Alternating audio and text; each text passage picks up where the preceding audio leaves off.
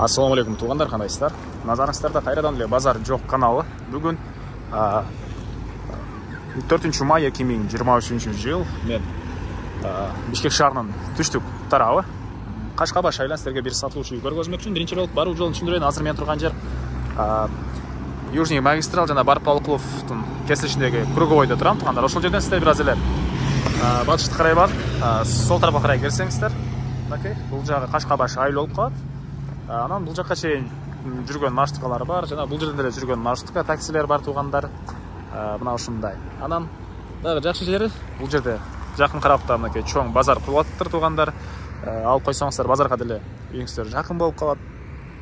Дагы эмне маалымат? Шаардын түштүк тарабында жай сатын, ушунда абасы таза дешет бул жакта, ошол жакта жайгашкан.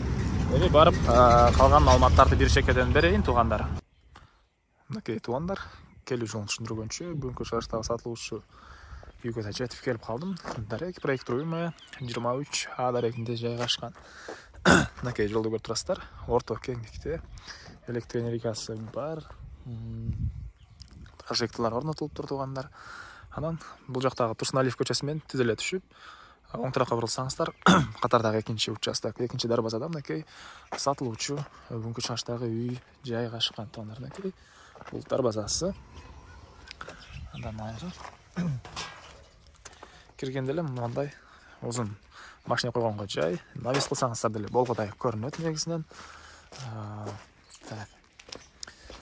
Бул үй тугандар квартирант үчүн салынган үй, квартиранттар үчүн 200 квадрат метр болгон үй, стенасы пеноблок, тышкы тараптан мынакей текстура чачылган жана 10 квартирантты өзүнө киргизе алат экен. 10 квартирантты өзүнө киргизе алат экен. Жана төрүнө мынакей дагы бир чоңураак үй салсаңыздар деле болгодай. Электр энергиясы 3 фазалуу бар. Суу бар тугандар.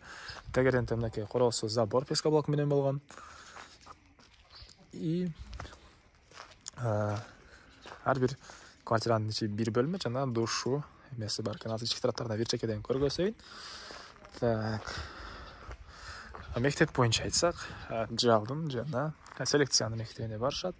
Негизинен Кашкабаш айылы Бишкек шаарынын түштүк тарабында жайгашкан тугандар.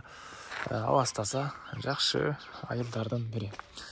Так, эми азыр кирип калган маалымат берейин. Негизинен квартирант үчүн салынган үй, бирок швейный цех кылсаңыздар деле болот деген оюн айтты үй ээси тугандар. Мынакей ондай бир бөлмө, кире бериш жана душ, ажаткана, раковина орнотулуп, суу чыгарылган тугандар. Окей. Андан ары.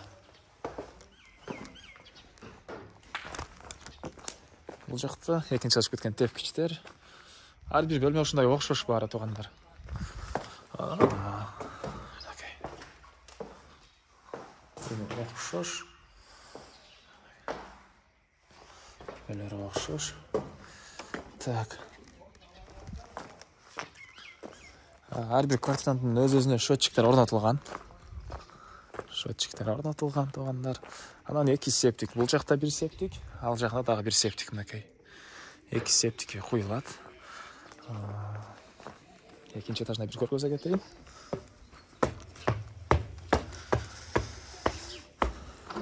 Куштардын угулган, тынч айылдардын бири.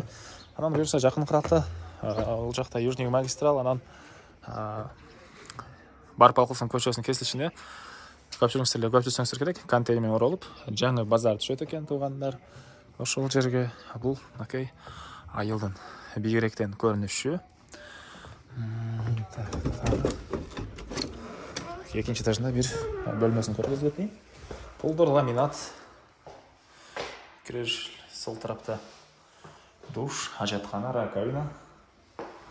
Окей. Андан ары бул түштүк тараптан көрүнүшү. Дагы эмне маалымат?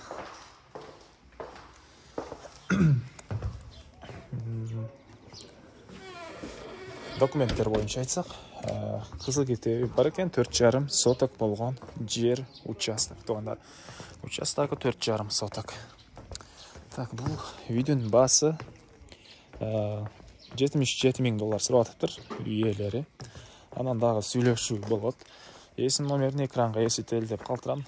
Негізінен квартирант кіргізіп ішке қалам дегенше швейный цехмен іштейін дегендер үшін жақсы вариант. Ушындай туғандарыңыздармен бөлішіп кетіңіздер. Бірінші этажға швейный машиналарды қойсаңыздар, екінші этажға шол швейный цехте іштеген персоналға бөлмелер қылып берсеңіздер болады екен негізінен. Так, $77,000 сөйлеуші болады, есім номер экранда. Анан бұл видеоны достарменен, группалармен сіздер бөлішсеңіздер, маға бұл иесіне чоң жардам берген боласыздар. Анда мен сіздермен қоштасам, кейінгі чыгышқа чейин саламатта қалыңыздар.